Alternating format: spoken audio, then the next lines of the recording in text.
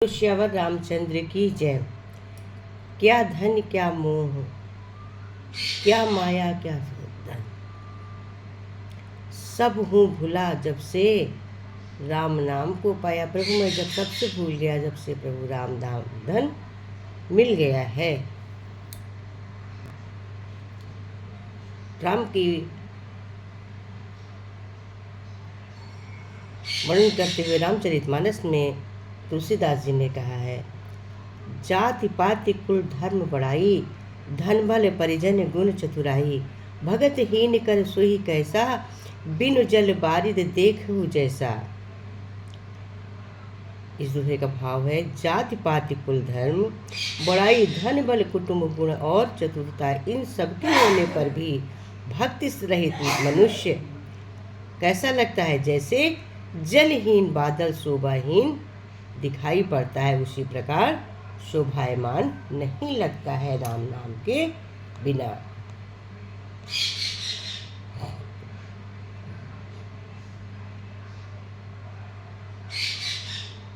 हनुमान जी कहते हैं कि कौन सा काम कठिन जगमाही, कौन सा ऐसा कठिन कार्य है जो मैं प्रभु राम की कृपा से कर नहीं सकता हूँ।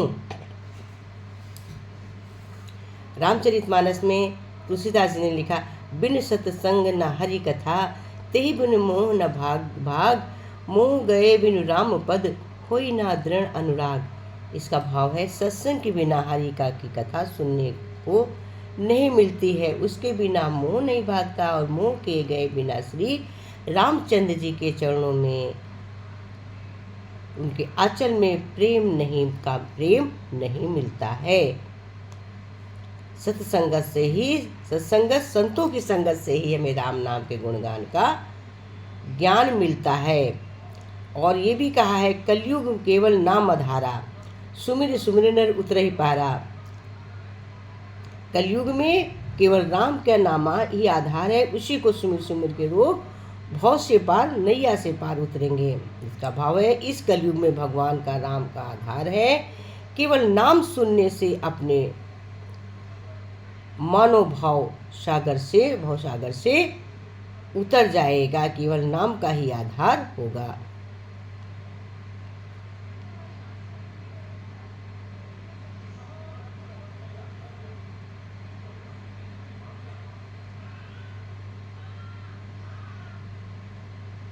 तुलसीदास जी ने कहा कि तुलसी नर का क्या भाई, समय बड़ा बलवान, भोली लूटी गोपियां वहीं अर्जुन वही बाण। तुलसी नर क्या आए, समय बड़ा बलवान, भोली टूटी गोपियां वही अर्जुन वही बाण। इसका भाव है, तुलसीदास जी कह रहे हैं कि समय सबसे बड़ा बलवान है। समय होता है जो सबको बड़ा या छोटा बनाता है। जैसे क्षेत्र में वो बार वीर अर्जुन का समय खराब था, तो वही भीड़ मिलो हमले से गोपियों की रक्षा नहीं कर पाए।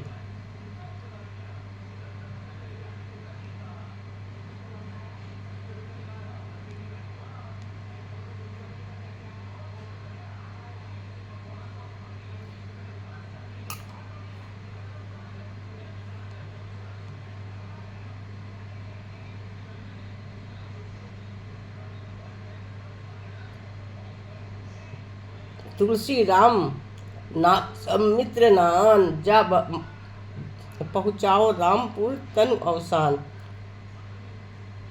भाव तुलसी दास जी कहते हैं कि राम नाम के समान दूसरा कोई मित्र नहीं है, जो शरीर का अंत होने पर जीव को श्री राम के धाम से पहुंचा देता है। जैसे पके हुए फलों को गिरने से सिवा कोई भय नहीं है, वैसे ही पर मनुष्य को मृत्यु के सिवा कोई भय नहीं है। राम नाम कही जे जमोही, तिन्हें पाप पुंज समोही। जो लोग राम नाम कहकर जमाई लेते हैं, अर्थात आलस में भी उनके नाम को मुंह से राम नाम निकलता है, उच्चारण होता है, वो सभी पापों से मुक्त हो जाता है, दूर हो जाता है। राम नाम है तारनहार, राम नाम है पालनहार, नाम राम है अपरंपार, राम नाम है बारंबार। तुलसी भरोसे राम के निर्भय होके सोए, अनहोनी नहीं राम करे सो होए। अनहोनी कुछ नहीं होती, तुलसीदास जी कहते जो प्रभु राम करते हैं वही होता है। ये न सोचे कि कुछ हो जाएगा। भक्त कल्प पायत आराम, तरान क्रोध लोभ मत कोम, अति नागर भवसागर सेतु, त्रातु सदा दिनकर कुल केतु। जो भक्तों के लिए कल्प वृक्ष के बगीचे हैं, क्रोध लोभ मद और काम को डराने वाले हैं, अत्यंत ही चतुर और संसार रूपी समुद्र से तारने के हेतु रूप हैं, वे सूर्य कुल की ध्वजा श्री राम जी सदा मेरी रक्षा करें। हमेशा ये प्रार्थना करनी चाहिए, प्रभु राम आप सदा हमारी रक्षा करें। अरुण नयन राजीव शिवेशा, सीता नयन चकोर निवेशा, हर हृदय मानस बाल मयना, नयन राम द्वर बाहु विशालम। हे लाल कमाल के समान नेत्र और सुंदर वेश वाले, सीता जी के नेत्र रूपी चकोर के चंद्रमा, शिव जी के हृदय रूपी मानसरोवर के बाल हंस विशाल हृदय और भुजा वाले राम को मैं नमस्कार करती हूँ, मैं नमस्कार करता हूँ। राम एक तापस लिया हारी, नाम कोटि खल कुमति सुधारी। ऋषहित राम सुकेत स्वाता की, साहित्य सेव शिव कीन विबाकी। साहित्य दोष दुख दास दुरासा, दरहु नाम जिन रवि निष्करासा। भजेहु राम आपु भव जापू, भव भय भंजन नाम प्रतापू। इसका भाव है, श्री राम जी एक तपस्वी की स्त्री अहिल्या को ही तारा है, परंतु नाम के करुणों दुष्टों को बिगड़ी बुद्धि को सुधार दिया है। श्री राम जी ने ऋषि विश्वमिश्र के हित के लिए एक सुकेतु यक्ष की कन्या ताड़का की सेना का पुत्र सुबाहु सहित समाप्त की, परंतु अपने भक्तों के दोष दुख और दुराशाओं का इस कलयुग में नाश कर देता है। जैसे सूर्य रात्रि का, श्री राम जी ने तो स्वयं शिव जी के धनुष को तोड़ा, परंतु नाम का प्रताप ही संसार के सब भावों का नाश करता है।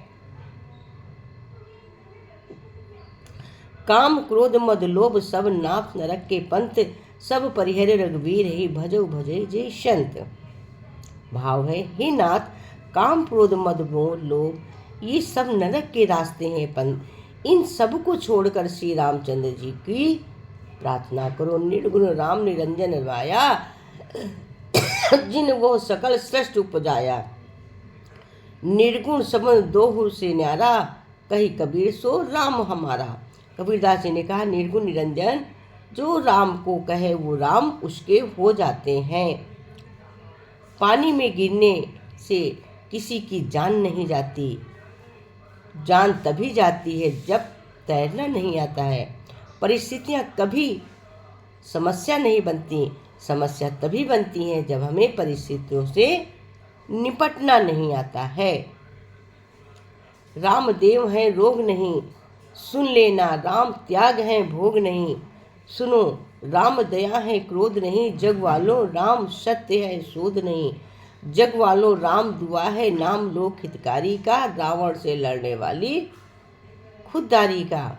राम राम कहने से मन हल्का होता है, नकारात्मक विचार नहीं आते हैं, पीड़ा शांत हो जाती है, खुशी उमड़ पड़ती है, गम 200 दूर चला जाता है, मान सम्मान बढ़ जाता है, बिगड़े काम बनने लगते, भजन सुमरन समृद्धि आ जाती है, मानसिक बल मिलता है, मोक्ष और मुक्ति की प्राप्ति होती है।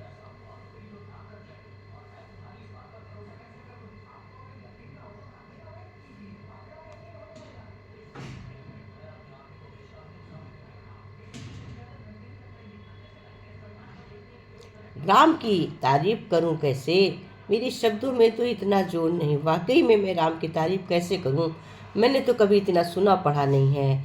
कैसे करूं, सारी दुनिया में जाकर ढूंढा, मेरे राम जैसा पर कोई नहीं है। हृदय से राम सुमरन किया तो आवाज़ हनुमान तक जाएगी। हनुमान जी ने जो सुन ली हमारी तो हर बिगड़ी बन जाएगी।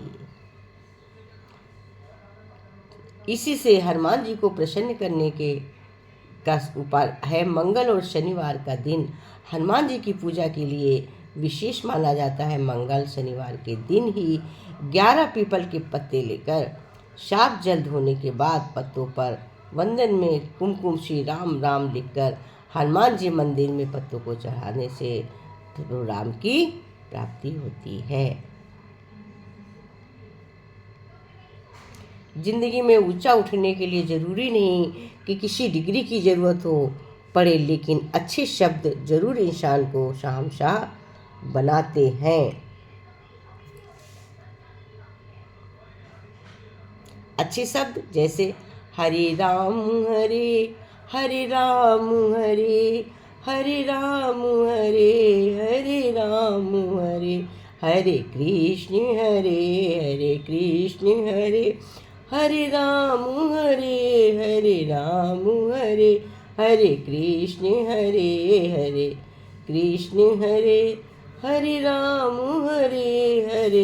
राम हरे कृष्ण हरे राम राम हरे राम हरे कृष्ण राम हरे कृष्ण हरे। जब भी आप भगवान का ध्यान करें उनसे हमेशा यही प्रार्थना करें, अगर आप किसी समय में आपकी उंगली पकड़ना भूल जाऊं तो आप मेरा बाँह पकड़ना मत भूलना। अगर मैं आपको वहीं साथ चलने के लिए भूल जाऊं तो आप मेरे को साथ ले चलना मत भूलना। हे प्रभु, आप हमको, क्योंकि लोगों को लगता है कि ताजमहल प्रेम की निशानी है, परंतु सही मायने में सच्चे प्रेम में निशानी तो राम सेतु है, जिसे भगवान श्री राम ने सीता माता से मिलने के लिए बनाया था। हाथ जोड़कर प्रभु को विनती करें, हे कृपा निधान, सुंदर स्वस्थ सेहत रहे, मुख पर मुस्कान है, हृदय सिंहासन पर आप रहो सदा शोभामान। आठों प्रहार करते रहे श्री चरणों का ध्यान, भक्त जन करते रहे दर्शन अमृत का पान। बीते समय की गलतियां क्षमा करो भगवान। प्यार में ताकत है दुनिया को झुकाने की, वरना क्या आवश्यकता थी श्री राम को शबरी के बीच जूठे वेद खाने की। रावण ने कैलाश पर्वत उठा लिया था, वो केवल शिव की भक्ति के कारण, बाकी अहंकार से तो अंगद का पैर भी नहीं उठा पाया। किस लिए रावण ने उठा लिया था? वो तो उसमें शिव की भक्ति थी इसलिए उठा लिया था पहाड़। लेकिन जब अंगद का पैर उठाना हुआ तो रावण अंगद का पैर तक नहीं उठा पा रहा। इसलिए अहंकारी व्यक्ति कुछ नहीं कर सकता। अहंकार से दूर रहकर प्रभु का स्मरण करने बड़े भाग मानुष तन पावा, सुर दुर्लभ सब ग्रंथ ही गावा, साधन धाम मछे कर द्वारा, पई न जी पर लोक संवारा। सो पत्र दुख पाई, सिर धुन धुन पछताई, कहाई कमई ईश्वर ही मिथ्या दोष लगाई। भाव है, बड़े भाग्य से मनुष्य का तन शरीर प्राप्त हुआ है। सब ग्रंथों में यही पढ़ा है कि ये शरीर देवताओं को भी दुर्लभ है, कठिनता से मिलता है ये साधन, वो मोक्ष दरवाजा है। इसे पाकर भी जिसने परलोक की बना लिया वो परलोक दुख में दुख नहीं पाता है। सिर पीट पीट कर पछताता नहीं है, अपने दोष व समझकर कर्म समझकर ईश्वर पर विश्वास किया दोष लगाता है नहीं है। अतः जो लोग मनुष्य शरीर पाकर विश्व में धन लगा लेते हैं वे सूर्य अमृत को बदलकर विष ले लिया करते हैं। राम नाम कलि काम तरु, सकल सुमंगल कंद, सुमिरत सकरन सिद्ध सब पग पग परमानंद। श्री राम का नाम कलयुग में कल्प वृक्ष के समान है और सब प्रकार के श्रेष्ठ मंगलों का परस सार है। राम नाम के स्मरण से सब सिद्धियां वैसे ही प्राप्त हो जाती हैं जैसे कोई चीज़ हथेली पे रखी हो, और पग पग पर परम आनंद की प्राप्ति होती है। भगवान श्री राम एवं माता सीता की कृपा सदा सब पर बनी रहे, ये प्रार्थना करनी चाहिए। राम सिया राम सिया राम सिया राम। जड़ चेतन जग जीव जात सकल रामायण जानि बंदेव सबके पद कमल सदा जोर जुग पानी। सिया राम सब जग जानी करो प्रणाम जोर जग पानी। जगत में जितने जड़ और चेतन सबको रामायण जानकर राममय जानकर उन सबके चरणों की सदा दोनों हाथ जोड़कर वंदना करनी चाहिए। सिया राम मैं सब जग जानू करहूँ प्रणाम जोर जुग पानू। विस्मय राम की पुरानी त्रिभुवन महिमा विदित तुम्हारी। सिया राम मैं सब जग जानू जोर प्रणाम जोर जुग पानू। भरत भावी प्रबल बिलक कहो रघुनाथ हानि लाभ जीवन मरण यश अपयश। भले ही लाभ हानि जीवन मरण ईश्वर के हाथ में हो, लेकिन हानि के साथ हम हार मानकर बैठे नहीं, ये हमारे ही हाथ में है। लाभ को हम शुभ और में परिवर्तित कर लें, हानि को वो जीव के अधिकार में हो जाता है। जीवन के लिए जीतने के लिए मिले, हम कैसे जिए ये सिर्फ और सिर्फ जीव अर्थात हम निर्धारित करते हैं कि हमें कैसे जीना है। जीवन मरण प्रभु हाथ में है, तो परमात्मा का स्मरण करें, तभी तो दोनों का आनंद ले पाएंगे। जय श्री राम जय जय श्री राम। राम भगत मन उर जाऊ दुख पर दुख लव शेष न सपने माही चतुर समेटन देव माही जे मनि लाग सुजान बराही। श्री राम भक्ति मणि जिसके हृदय में बरसती है उसे स्वयं भी लेश मात्र दुख नहीं होता है। जगत में यह मनुष्य चतुरों के शिरोमणि है जो उस भक्ति रूपी मणि के लिए भली भांति पल पल प्रभु का स्मरण करते हैं। जय राम सिया राम जय जय राम। प्रभु श्री शरणम। जहाँ प्रभु दीन दयाल कहावा आरती हरन वेद जस गावा। जपहु नाम कस आरती भारी बिटहि कट होई सुखारी। दीन दयाल बिरद संभारी हरहु नाथ मम शंकर भारी। मंगल भवन अमंगल हारी द्रवों सुदशरथ अजर व्याज। संकटों की मुक्ति से के लिए इन 4 चौपाइयों में से किसी एक चौपाई को बार बार याद करना पाठ करना चाहिए। श्री राम उनकी सभी मनोकामनाओं को पूर्ण करते हैं। सिया राम जय जय राम। सिया राम जय जय राम। राम नाम मुख से पवित्र होता है बोलने से। ब्रह्म ज्ञान के हृदय पवित्र होता है। तीर्थ मंगल में चरण पवित्र होती है और दान पुण्य से हाथ पवित्र होता है। श्री सीताराम जी की कृपा और आशीर्वाद सबके लिए परिपक्व रहती है और हमारे जीवन में सुख शांति और समृद्धि देती है। जा प्रभु दीन दयाली कहावा आरती हरन वेद जस गावा। जपहि नाम जन आरती भारी मिटहि कुसंसट होई सुखारी। दीन दयाल बिरद संभारी हरहु नाथ मम शंकर संकटों से मुक्ति किए। हमें बार बार इन चौपाइयों का मन अध्ययन स्मरण करना चाहिए। तभी श्री रामचरितमानस में तुलसीदास जी ने कहा बिन सतसंगत हरि कथा तेहि बिनु न भाग। मोह न वेद राम पद होई न अनुराग। सत्संग बिना हरि की कथा सुनने का महत्व नहीं, बिना मोह भक्ति और बिना श्री राम के चरणों के बैठे हमें प्रेम भावना उत्पन्न नहीं होती है।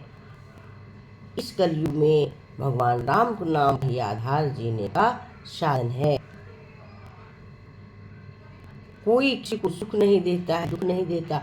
अपने कर्म किए हुए कर्मों से ही हमें सुख दुख का प्राप्त होते हैं।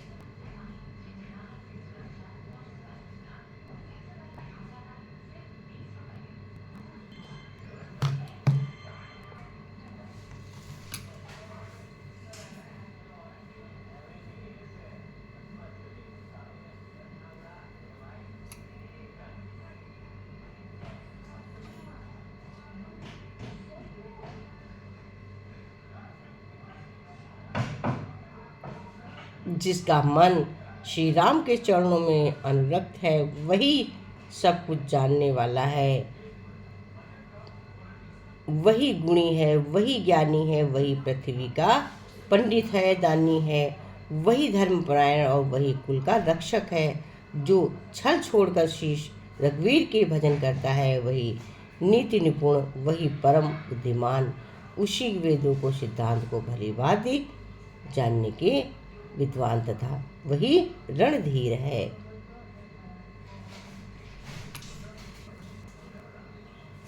जैसे क्यों अयोध्या से वापस आने पर माँ कौशल्या ने श्याम से क्या पूछा? रावण को मार दिया। भगवान श्री राम ने सुंदर जवाब दिया, महाज्ञानी, महाप्रताप, महाबलशाली, प्रचंड पंडित, महाशिव भक्त, चारों वेदों का ज्ञाता, शिव तांडव स्रोत के रचयिता, लंकेश को मैंने नहीं मारा है। उससे मैंने अहंकार मारा नहीं है। अहंकार ही इंसान के पतन का प्रमुख कारण है।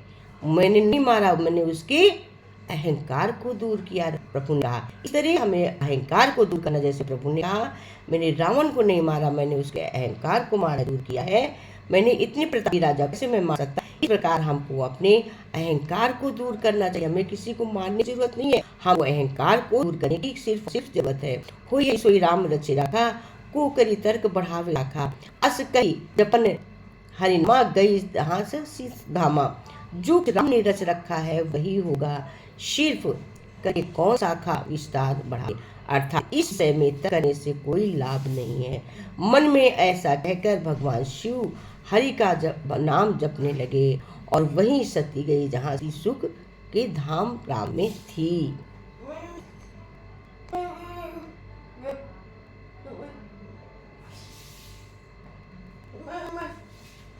जैसे एक बार सच और दो नदी में स्नान करने पहुंचे। दोनों ने अपने कपड़े उतार कर नदी के तट पर रख दिए और झटपट नदी में कूद पड़े। सबसे पहले झूठ नहाकर नदी से बाहर आया और सच के कपड़े पहनकर चला गया। सच अभी भी नहीं नहा रहा था। जब वो स्नान कर बाहर निकला तो उसके कपड़े गायब थे। वहाँ तो झूठ के कपड़े पड़े थे। भला सच उसके कपड़े कैसे पहन सकता? कहते हैं, तब से सच नंगा और झूठ सच के कपड़े पहनकर सच के रूप में प्रतिष्ठित है। कहते सच हमेशा सच होता है और झूठ कभी सच नहीं बन सकता। उसी प्रकार भगवान का नाम हमेशा सुखदायी है, कभी अशुभ चिंतक हो ही नहीं सकता भगवान का नाम। तो उससे विलंब न कीजिए, भजिए नाम सुजान, जगती मजदूरी देत है क्यों रखे भगवान। हे मनुष्य, तू बिना विलंब किए प्रभु के लिए काम करे। फिर संसार में कभी कोई ऐसी वस्तु नहीं है जो तेरे पास ना हो सके, क्योंकि यदि कोई मजदूरी है सारा दिन हमारा काम करता है तो हमें जो कुछ ना मजदूरी स्वरूप देते हैं, अब अगर कोई प्रभु के लिए कार्य कर रहे हैं तो प्रभु भी उसे मजदूरी स्वरूप कुछ ना कुछ देंगे। ये हमेशा याद रखिए।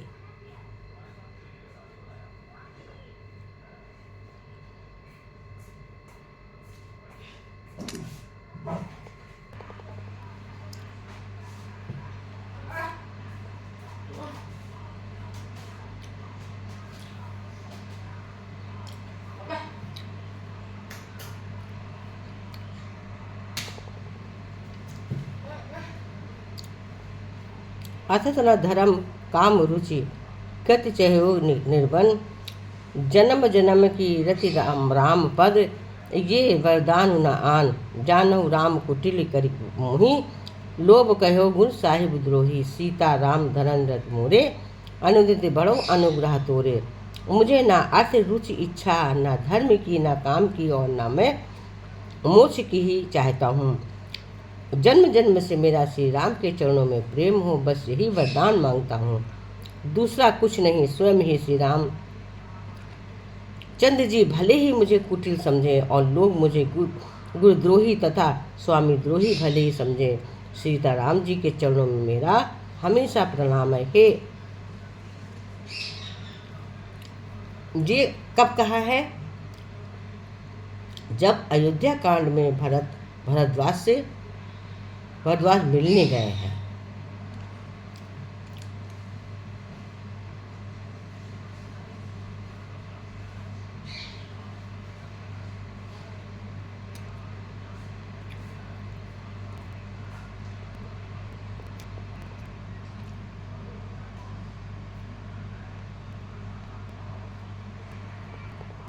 राम नाम रटते रहो जब तक घट में प्राण, कबहू तो दीन दयाल की भनक पड़ेगी कान। कलयुग क्योंकि नहीं कर्म न भगत बिकोहु, राम नाम अवलंबन केहू। काल नेम कलि कपट धानु, नाम सुमित समृत मानु। कलयुग में न कर्म है, न भक्ति है, न ज्ञान है, न मान है। राम नाम एक आधार है कपट की खान कलयुग रूपी बाल नेम है भरने के कारण। राम नाम ही बुद्धिमान समर्थ है। हनुमान जी राम सिया राम जय जय राम का जाप करते हैं। हमें भी ऐसा ही करना चाहिए। जैसे अंतिम सात दिन गिन रहे जटायु ने कहा, मुझे पता था मैं रावण से युद्ध नहीं जीत सकता। यदि मैं युद्ध नहीं करता तो आने वाली पीढ़ियां मुझे कायर कहती, क्योंकि नारी का अपहरण हो रहा था और तुम छुप कर बैठे रहे। धर्म मिटाने को है, धर्म रक्षा के लिए है। अगर राम नहीं बन सके थे तो कम से कम जटायु तो बने।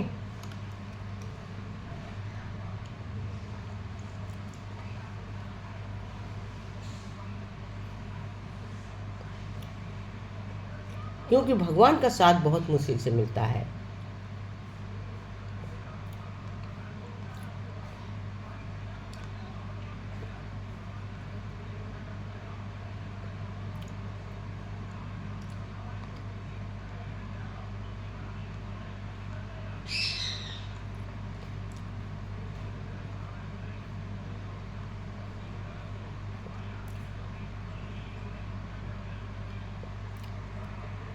क्योंकि हमेशा ये याद रखना चाहिए कि कोई छोटा बड़ा नहीं होता है। भगवान कहते हैं किसी की कभी मजाक नहीं सोचनी चाहिए।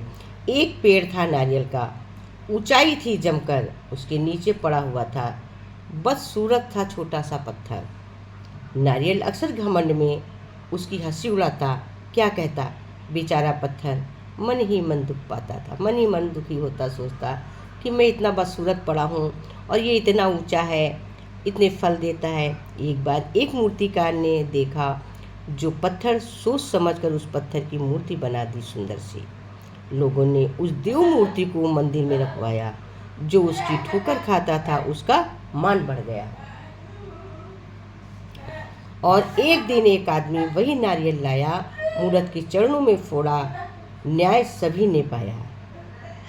ऊंचा उठना नीचे गिरना दुनिया का दस्तूर है, कभी ना उसकी हंसी उड़ाना जो बेबस मजबूर है। कभी किसी की हंसी मजाक नहीं उड़ानी चाहिए। एक बार तुलसीदास जी से किसी ने पूछा, कभी कभी भक्ति करने को मन नहीं करता है, फिर भी नाम जपने के लिए बैठ जाते हो, क्या उसका भी कोई फल मिलता है? तुलसीदास जी ने कहा, हाँ, तुलसी मेरे राम को रीझ भजो या खींच, भौम पड़ा जा बीज उल्टा सीधा बीज।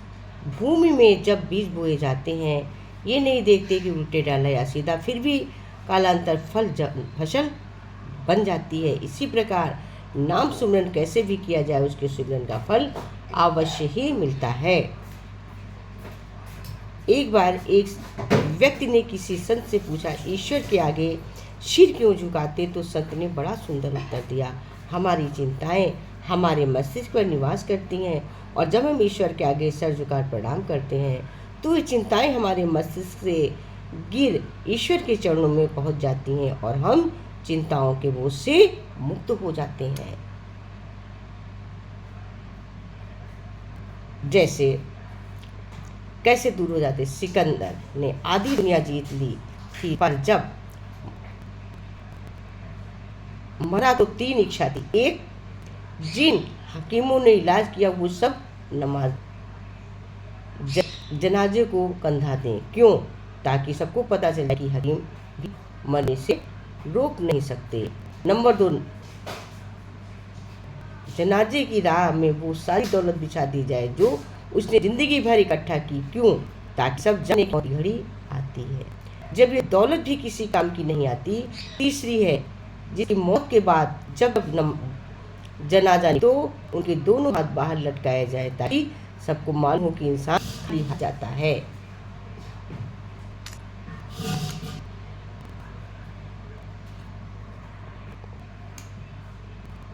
से कहते हैं विभक्ति जब भोजन में प्रवेश करती है तो भोजन प्रसाद बन जाता है और भक्ति भूख में प्रवेश करती है तो भूख व्रत बना देती है। जब पानी में प्रवेश करती है तो पानी को चरणामृत बना देती है, और भक्ति जब सफर में प्रवेश करती है तो सफर को तीर्थ यात्रा बना देती है। भक्ति जब संगीत में प्रवेश करती है तो संगीत को कीर्तन बना देती है। भक्ति जब घर में प्रवेश करती है तो घर को मंदिर बना देती है। भक्ति जब कार्य में प्रवेश करती है तो कर्म बना देती है। भक्ति जब क्रिया में प्रवेश करती है तो सेवा बना देती है। भक्ति जब भक्ति में प्रवेश करती है तो व्यक्ति को इंसान बना देती है। उसके साथी विपत्ति के विनय विवेक साहस कस सत्यव्रत राम भरोसे एक भाव है। किसी विपत्ति के समय आपको 7 गुण बचाएंगे: आपका ज्ञान, आपकी शिक्षा, आपकी विनम्रता, आपकी बुद्धि, आपके भीतर का साहस, आपके अच्छे कर्म, सच बोलने की आदत और ईश्वर में विश्वास।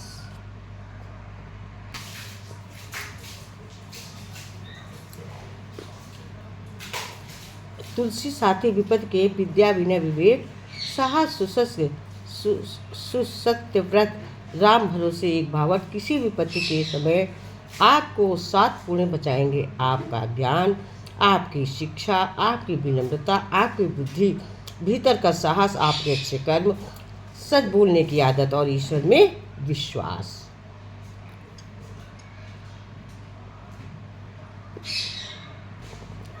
क्योंकि प्रारब्ध किसी को छोड़ती नहीं है। श्राप ही तो था जिसके कारण राम को सहना पड़ा था सीता का विरह। एक बार देवासुर संग्राम के दौरान कुछ असुर बचने के लिए मृग ऋषि के आश्रम में आ गए। आश्रम में आए असुरों को मृग की पत्नी अभयदान दे देती है। इससे रुष्ट विष्णु अपने चक्र से भृग पत्नी का सिर काट देते हैं। तब नाराज होकर भृग ऋषि ने विष्णु को मृतलोक में जन्म लेने का और पत्नी वियोग का सुख सहने का श्राप दिया। श्राप देने के बाद भृग को आत्मग्लानि भी होती है, परंतु विष्णु कहते हैं मैं राम के रूप में जन्म लूंगा, आपके श्राप को सिद्ध करूंगा। ये कहाँ पर वर्णन था? इसका वाल्मीकि रामायण में उत्तरकांड में सर्ग 51वां दोहा है। आप सच समझने के लिए कि मैं बोलती हूँ तो सही बुद्धों की तरह आप इसको रामायण देखना। उत्तरकांड का 51वां पद आपको ये मिलेगा कि किस कारण से सीता का विरह पड़ा था।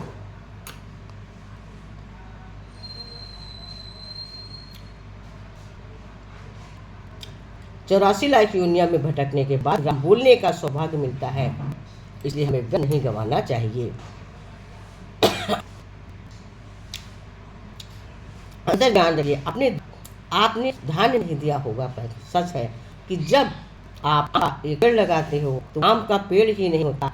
आने वाले वर्षों में उसमें न जाने कितने आम लगते हैं, अब वे आम न जाने कितने पेड़ों में तब्दील होते हैं। एक साथ से कई गुना होकर फैसला आते हैं। और अपने बच्चों को अगर आप योग और ध्यान की शिक्षा देते हैं तो वे न जाने कितनी पेड़ तक पहुँच गए, न जाने कितने लोगों के जीवन खुशहाल बनाएंगे। इन सब का अनुभव एक आम के पेड़ किसी को देखने से अनुभव होता है। कोई भी मनुष्य किस बात को किस प्रकार से समझता है, ये उस मानसिकता तय करती है। कोई दूसरों की थाली में से छीन कर खाने में अपनी सांस समझता है, तो थाली में से दूसरों को निवाले खिलाकर संतुष्ट होता है। सारा खेल संस्कारों का है, समझ में, मानसिकता का। लेकिन एक बात होता है कि छीन खाने वालों को कभी पेट नहीं भरता, भगवान कहते हैं, और खिलाकर खाने वाले का हमेशा संतुष्ट रहते हैं। कोई भी व्यक्ति पूर्ण नहीं होता है, सभी में कुछ ना कुछ कमी होती है, क्योंकि सबके अंदर और परिवेश एक जैसी होती है, हो भी नहीं सकती। हम अपनी जो सोच को अंतिम मानकर चाहते हैं कि कोई हमारे जैसा सोचे, यही सोच हमारे तनाव दुखों का कारण बनती है। परमात्मा हर वक्त हमारे साथ है, हम अंदाज भी नहीं लगा सकते कि वो हमें कहाँ और कैसे कैसे बचाता है, हमारी किस प्रकार मदद करता है।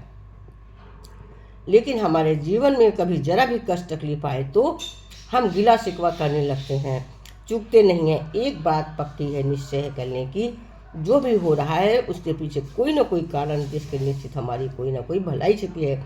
इसलिए हम तरह की जिद छोड़कर जो भी जैसा हो रहा है उसमें खुशी खुशी स्वीकार करना चाहिए। परमात्मा के पास बैठे इतने गहरे भाव से कि आंसू आ जाएं, किसी प्रकार की कोई आशंका या मांग न रखें। परमात्मा का होना ही आशीर्वाद है, मांगना नहीं पड़ता है। उसके पास होने से ही सब मिल जाता है। जैसे फूल के पास जाओ, खुशबू अपने आप ही मिलने लगती है। परमात्मा ने सारी व्यवस्था पहले से की हुई, मांगने की जरूरत नहीं है। बस उसके पास जाना है, उसकी शरणागति स्वीकार कर लेना है, उसके बनाए मार्ग पर चलना है। हमारा कर्तव्य बस इतना ही है कि बाकी हम सब कुछ प्रभु स्वयं करते हैं। संसार में रहे कमल के फूल की तरह, छाछ में मक्खन हो तो बाधा नहीं, लेकिन मक्खन में छाछ नहीं होना चाहिए। जहर में मिलावट हो तो बाधा नहीं, लेकिन मिठास में जहर की मिलावट नहीं होनी चाहिए। पानी में नाव हो तो कोई बाधा नहीं, लेकिन नाव में पानी नहीं होना चाहिए। इसी तरह संसार में रहते हुए प्रभु की याद आती है तो ठीक है, कोई बाधा नहीं, परंतु प्रभु की भक्ति में संसार की याद नहीं होनी चाहिए।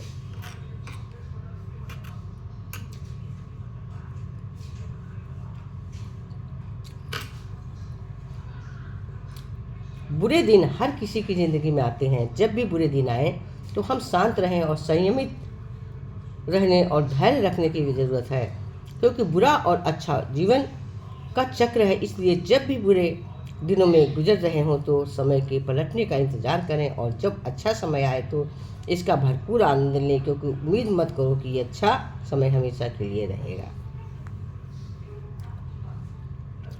4 दिन गायब होकर देख लीजिए, लोग आपका नाम भूल जाएंगे। इंसान सारी जिंदगी इस धोखे में रहता है कि वो लोगों के लिए अहम है, लेकिन हकीकत ये होती है कि आपके होने न होने से किसी को फर्क नहीं पड़ता है। जिसकी जितनी ज़रूरत है उसकी उतनी ही अहमियत होती है। न दूसरी वक्त की गर्दिश, न जमाना बदलना। पेड़ सूखा तो परिंदों में ठिकाना बदल देते हैं। अगर जैसे पेड़ सीखता है, पशु पक्षी दूसरे पर चले जाते, पक्षी चले जाते, उसी तरह से जब हमारे पास कुछ नहीं रहता है तो आदमी हमारा साथ छोड़ देता। पहले एक कमाता था, 9 खाते थे, इसलिए नौकरी कहते थे। पहले एक कमाता था, 9 खाते थे, नौकरी कहते थे। बाद में एक कमाता था, 4 खाते थे, इसलिए उसे चाकरी कहते थे। इसके बाद जब जितना मिलता था वो खुद के लिए, तन के लिए पूरा डाल पड़ता था, इसलिए उसे तनख्वाह कहते थे। अब तन को भी पूरा नहीं पड़ता, इसलिए उसे वे वेतन कहते हैं। जो आजकल के लड़के लड़कियां सिर्फ सेल फोन के लिए ही जॉब करते हैं, इसलिए उसे सैलरी कहते हैं।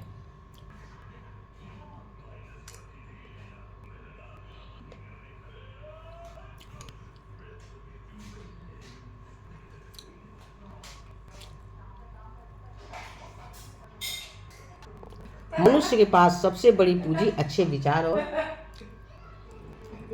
अच्छे संस्कार हैं, क्योंकि धन और बल किसी को भी गलत राह पर ले जा सकते हैं, किंतु अच्छे विचार और अच्छे सदैव अच्छे कार्यों के लिए प्रेरित करते हैं। अच्छा केवल गलती का परिणाम हो सकता है, विश्वास तोड़ने का नहीं। इसलिए जीवन में ध्यान रहे कि हम कोई गलती नहीं करें पर किसी का विश्वास न तोड़ें, क्योंकि माफ करना फिर भी सरल है, पर भूलना वो पुनः विश्वास असंभव है। जीवन में किसी का करोगे तो वो याद करेगा, क्योंकि का उल्टा याद होता है। जीवन में किसी का भला करोगे तो लाभ होगा, क्योंकि भला का उल्टा लाभ होता है। शख्स बनकर नहीं, बल्कि शख्सियत बनकर करिए, क्योंकि शख्स एक विदा होता है और शख्सियत जिंदा रहती है।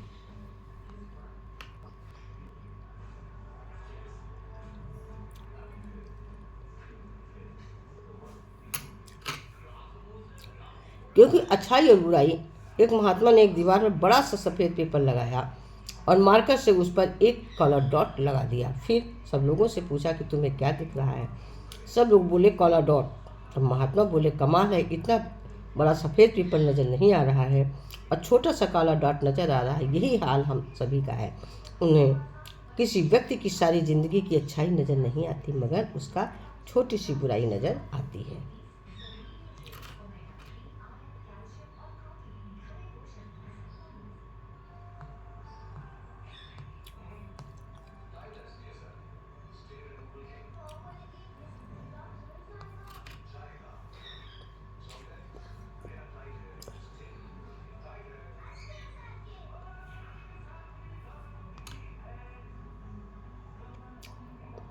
एक फकीर की बहुत बेहतरीन बात है। एक फकीर नदी के किनारे बैठा था। किसी ने पूछा, बाबा क्या कर रहे हो? फकीर ने कहा, इंतजार कर रहा हूँ कि पूरी नदी बह जाए तो फिर पार करूँ। उस व्यक्ति ने कहा, कैसी बात करते हो बाबा, पूरा जल बहने के इंतजार में तो तुम कभी नदी पार नहीं कर पाओगे। फकीर ने कहा, यही तो मैं भी तुम लोगों को समझाना चाहता हूँ कि तुम लोग सदा ये कहते रहते हो कि एक बार जीवन की जिम्मेदारियाँ पूरी हो जाए तो मौज करूँ, घूमूं फिरूं, सबसे मिलूं, सेवा करूं। जैसे नदी का जल खत्म नहीं होगा, हमको इस जल से पार करना जाने का रास्ता बनाना होगा। इसी प्रकार जीवन खत्म हो जाएगा, जीव को काम कभी खत्म नहीं होगा, हमें खुद से अपने रास्ते बनाने होंगे। एक बच्चा दोपहर में नंगे पैर फूल बेच रहा था। लोग मोल भाव कर रहे थे। एक सज्जन ने उसके पैरों में बहुत दुख हुआ नंगे पैर देखकर। वो भाग कर गया, पास से एक दुकान से बूट लेकर आया और कहा, बेटा बूट पहन लो। लड़के ने फटाफट बूट पहने, बड़ा खुश हुआ। उस आदमी का हाथ पकड़ के कहने लगा, आप भगवान हो? वो आदमी घबरा कर बोला, नहीं नहीं बेटा, मैं भगवान नहीं हूँ। फिर लड़का बोला, जरूर आप भगवान हो कि दोस्त होगे, क्योंकि मैंने कल रात ही भगवान को अरदास की थी कि भगवान मेरे पैर बहुत जलते हैं, मुझे बूट लेकर दे दो। वो आदमी आंखों में पानी लिए मुस्कुराता हुआ चला गया, पर वो जान गया था कि भगवान का दोस्त बनना ज़्यादा मुश्किल नहीं है। कुदरत के दोस्त भगवान ही होते हैं। कहते हैं, देकर जाओ या छोड़ कर जाओ, साथ ले जाने की कोई व्यवस्था नहीं। इसलिए सभी का से प्यार करना चाहिए। प्यार क्या होता है? सच्चा प्यार करना चाहिए। एक लड़की ने बुजुर्ग से पूछा, सच्चा प्यार बहुतों को नसीब में नहीं होता, इसमें हकीकत क्या है? बुजुर्ग ने कहा, जाओ फूलों के बाग में सबसे खूबसूरत फूल ले आओ। लड़की दूसरे दिन वापस और बोली, मैं फूल देती रही, एक फूल सबसे खूबसूरत था। मैं उससे बेहतर की तलाश में आगे चली गई, लेकिन कोई फूल प्यारा नहीं लगा। जब लौट कर आई तो देखा उसे और कोई फूल तोड़ ले जा चुका है। तब बुजुर्ग ने कहा, यही प्यार की हकीकत है, जो सामने होता है उसकी कद्र नहीं होती, जब वापस लौटो तो वो नहीं होता। इसलिए सच्चा प्यार बहुतों के नसीब में नहीं होता। सच्चा प्यार है जो मिल रहा है, वही सच्चा प्यार है। था एक आदमी रात को झोपड़ी में बैठकर एक छोटे से दिए को जला कोई शास्त्र पढ़ रहा था। रात बीत गई। जब वो थक गया तो फूंक मार उसने दिया बुझा दिया, लेकिन देख कर हैरान हो गया कि जब तक दिया जल रहा था पूर्णिमा का चांद बाहर खड़ा था। जैसे ही दिया बुझा तो चांद की किरणें उसके कमरे में फैल गईं। वो आदमी बहुत हैरान हुआ ये देख कर कि छोटे से दिए से इतने बड़े चांद को बाहर रोक रखा। इसी तरह हमने भी अपने जीवन में अहंकार के बहुत छोटे छोटे दिए जला रखे हैं, जिसके कारण परमात्मा का चांद बाहर खड़ा रह जाता है। जब तक प्राणी को विश्राम नहीं दोगे तब तक मन में शांति होगी। मन शांत होगा तभी ईश्वर की उपस्थिति महसूस करोगे।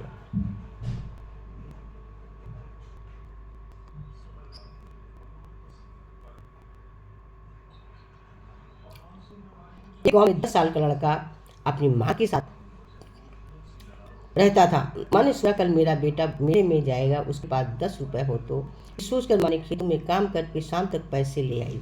बेटा स्कूल से आकर बोला, खाना खाकर जल्दी से जा सोता हूँ, कल मेले जाना है। सुबह माँ से बोला, माँ नहाने जाता हूँ, नाश्ता तैयार रखना। माँ ने रोटी बनाई, दूध अभी चूल्हे पर था। माँ ने देखा बर्तन पकड़ने के लिए कोई कुछ नहीं, गर्म पतीला हाथ से उठा लिया। माँ का हाथ चल गया। बेटे ने गर्दन झुकाकर दूध रोटी खाई और मेल चला गया। शाम को घर आया तो माँ ने पूछा, मेले में क्या देखा?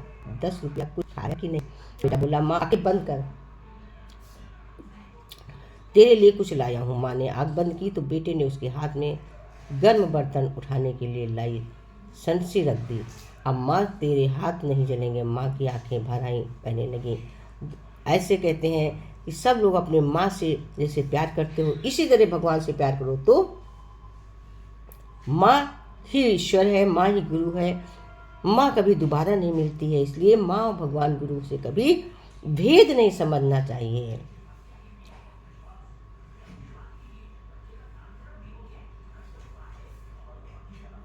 एक जगह सुनार की दुकान थी। उसकी दुकान से मिली हुई लोहार की भी दुकान थी। सुनार जब काम करता तो उसकी दुकान से बहुत धीमी आवाज आती, किंतु जब लोहार काम करता तो उसकी दुकान से कानों का फाड़ देने वाली आवाज़ सुनाई देती। एक दिन एक सोने का कड़ छिटक कर लोहार की दुकान आ गया। वहाँ उसकी भेंट लोहार के एक कण के साथ हुई। सोने के कण ने लोहे के कण से पूछा, भाई हम दोनों दुख का समान हैं, हम दोनों को एक ही समान आग में तपाया जाता है और समान रूप से हथौड़े से चोट सहनी पड़ती है। मैं ये सब यातना चुपचाप सहता हूँ, पर तुम बहुत चिल्लाते हो क्यों? लोहे के कण ने मन भारी करते हुए कहा, भाई तुम्हारा कहना सही है, किंतु तुम पर चोट देने वाला तुम्हारा हथौड़ा तुम्हारा सगा भाई नहीं है। मुझ पर चोट देने वाला हथौड़ा मेरा सगा भाई है। परायों की इच्छा अपने द्वारा ज़्यादा चोट दी जाती है, ज़्यादा कष्ट मिलते हैं।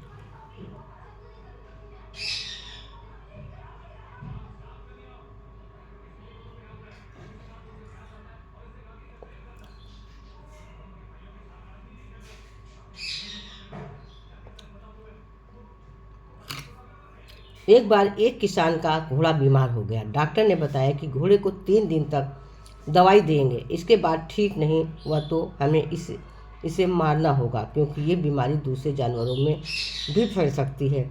ये सब बातें पास में खड़ा एक बकरा भी सुन रहा था। डॉक्टर के जानने के बाद बकरा घोड़े के पास गया और बोला, उठो दोस्त, हिम्मत करो, नहीं तो ये तुम्हें मार देंगे।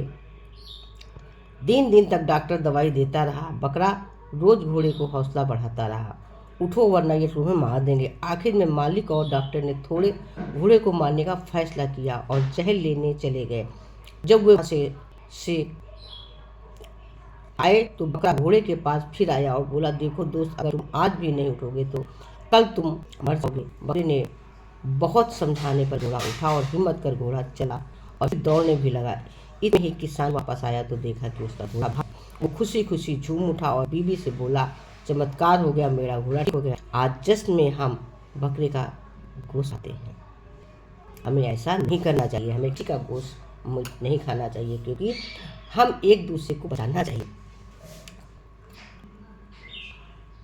इसको परेशान नहीं करना चाहिए। जब एक बकरा हमारे घोड़े को बचा सकता है तो बहुत रोचक किस्सा है। एक व्यक्ति 7 नौकरानियों से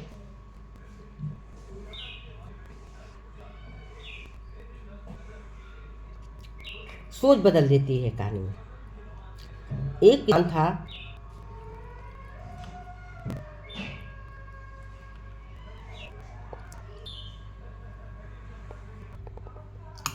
किसान कुएं में देख रहा था, ये बैल घंटों जोर जोर से चिल्ला रहा था।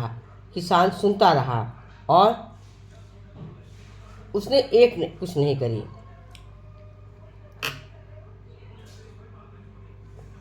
क्योंकि उसकी सोच सकारात्मक नहीं थी। उसने बैलों को नहीं बचाया। तो हमारी बुद्धि क्या कहती, हम दूसरों का भला करें। एक दिन वो कुएं में गिर गया, उसको कोई बचाने नहीं गया। तो जब आज हम किसी के लिए करेंगे तो ऐसा ही होगा। हमें अपनी सोच को सकारात्मकता की ओर ले जाना चाहिए, तभी हमें सफलता प्राप्त होती है।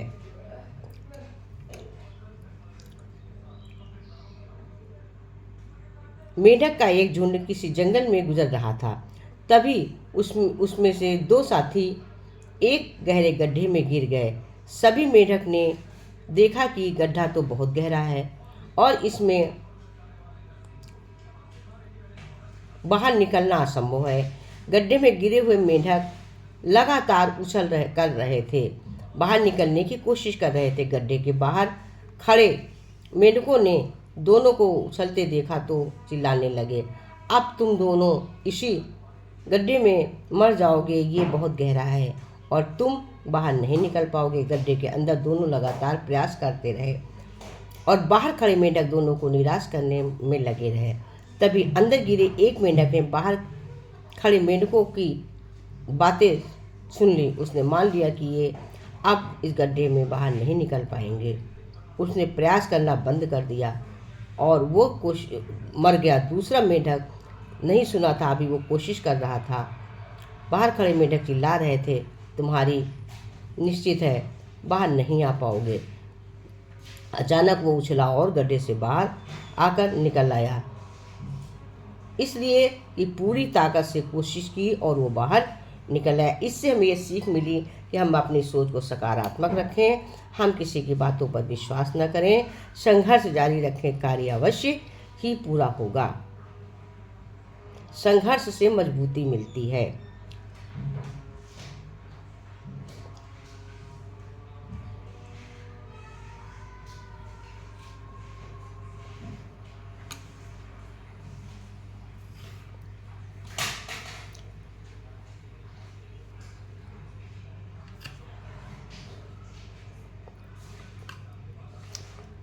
एक बार एक व्यक्ति ने देखा कि तितली अपने को कोकून को निकलने का प्रयास कर रही थी।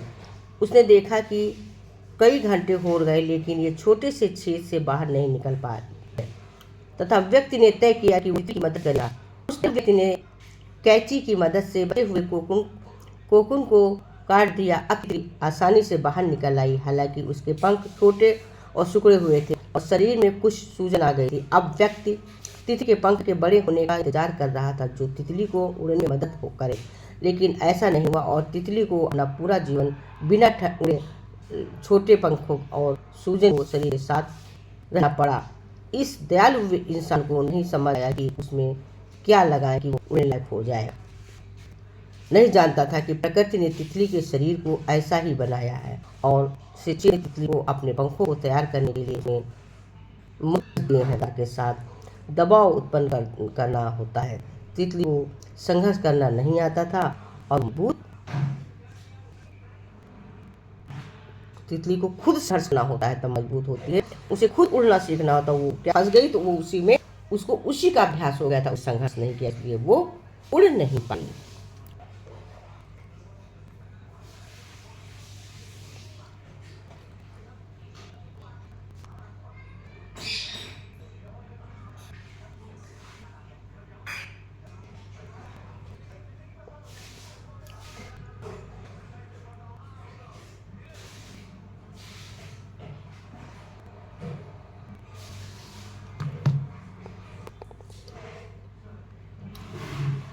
ईश्वर चंद्र विद्यासागर एक आवश्यक पत्र देने डाकिया अपने आवास पे आया। विद्यासागर जी की ऊपर मंजिल थी। डाकिया नीचे बैठ उसका इंतजार कर रहा था। गर्मी के दिन थे, इसी कारण डाकिये को नींद आ गई। जब विद्यासागर जी नीचे उतर के तो उन्होंने देखा डाकिये को सोते हुए देखा। उन्होंने चुपके से चिट्ठी ले ली और उसे पंखा झलने लगे। तभी उसको एक परिचित भी वहाँ पहुँच गए। उन्होंने पंखा झलते देख कर हैरानी से बोले, आप ये क्या कर रहे हैं? ऐसे पंखा क्यों झल रहे हैं? कहा कि क्या इसको वेतन पाने वाला और कहाँ है आप? विद्यासागर ने कहा, बोले, अरे भाई, पिताजी जी ने 7 रुपये के वेतन से ही हमारे सारे परिवार को पाला था। अभी दोपहरी में काम कैसे कर पाएगा जाकर? इसे सो जाने दो। तो कहते हैं इंसान को संवेदनशील होना चाहिए, चुटकी भरी ईमानदारी हो जाइए। एक संत ने ग्रामीणों को खाने पर आमंत्रित किया। अचानक याद आया कि रसोई में नमक तो सुबह की ही खत्म हो गया था। संत शिष्य से बोले, जरा बाजार से एक पुड़िया नमक ले आ। ये ध्यान रखना कि नमक सही दाम पे खरीदना, ना अधिक पैसा देना और ना कम।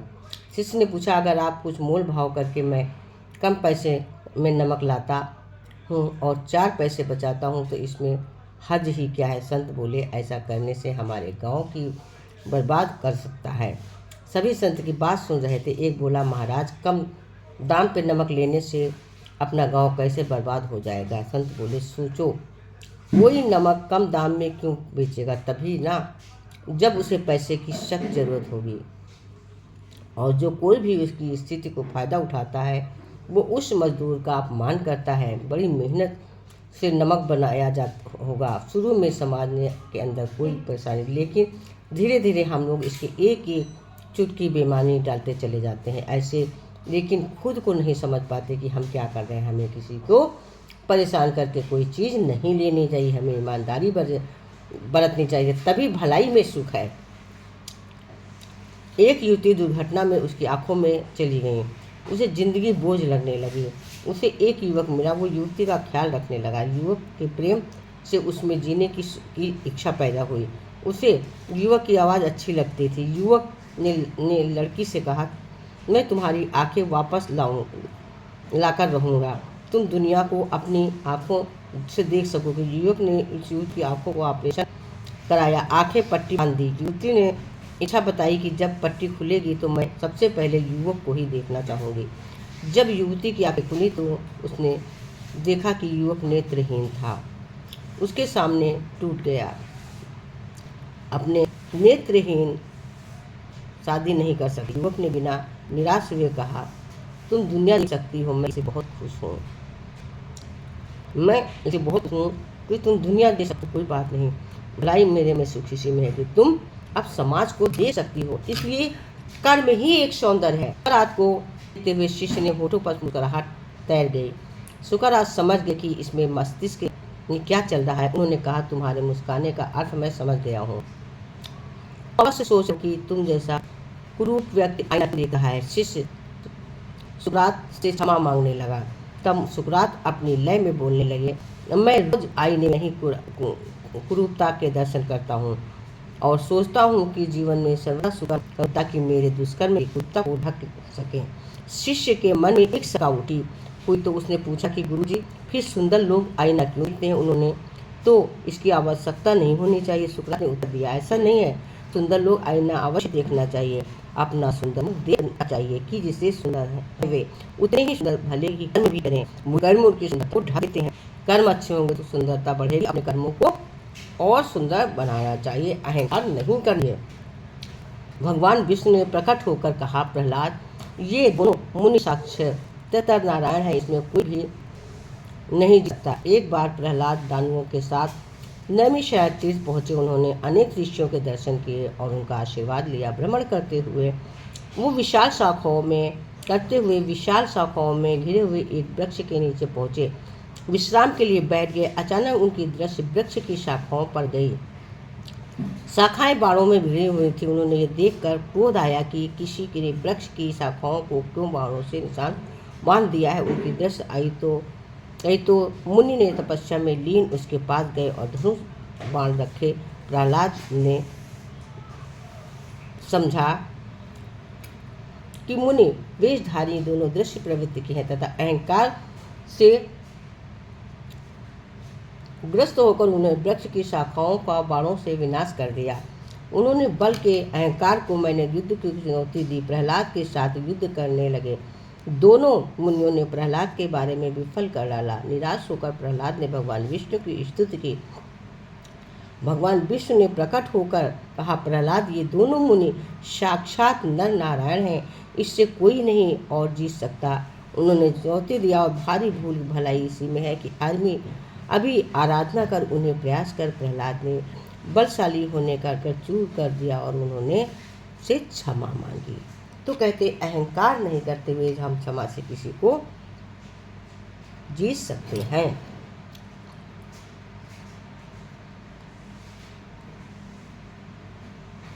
नम्रता से जो बात लिख सकती वो अहंकार से नहीं जीती जा सकती है।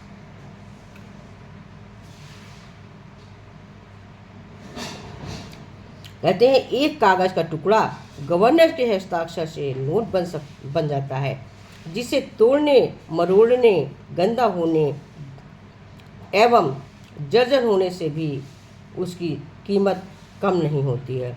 आप भी ईश्वर के हस्ताक्षर हैं। जब तक आप न चाहें आपकी कीमत कम नहीं हो सकती। आप अनमोल हैं। आपकी कीमत पहचानिए, अपनी कीमत को पहचानिए।